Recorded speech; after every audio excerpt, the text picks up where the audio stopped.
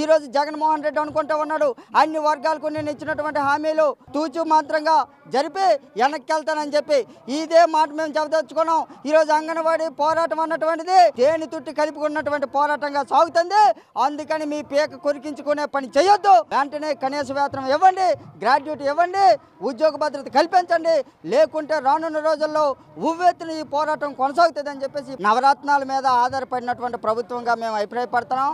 ఈరోజు కాంట్రాక్ట్ కార్మికులు కానీ, టీచర్స్కి కానీ, ఉద్యోగులకు కానీ, లేదు స్కీమ్ వర్కర్లు కానీ ఎటువంటి హామీ అమలు చేయకుండా 4.5 ఏళ్ల పాటు ఈ ప్రభుత్వం మోసం చేసింది, అన్యాయం చేసింది. మనం ఇచ్చినటువంటి హామీలనే అమలు చేయాలన్నటువంటి దృక్పథంతో ముందుకు రావాలి. ఇప్పుడు జరుగుతున్నటువంటి సమ్మెలన్నీ కూడాను ఈ ప్రభుత్వానికి ఒక గుణపాఠంగా చెప్పబోతా ఉన్నాయి. అందుకని మొండి పట్టుదలతోటి ఈ ప్రభుత్వం వ్యవహరించుకుంటా కనీసం ఆ యూనియన్లతో చర్చించి కనీస వేతనం మీద కనీసం స్పందించాలని చెప్పేసి మేము విజ్ఞప్తి చేస్తా ఉన్నాం.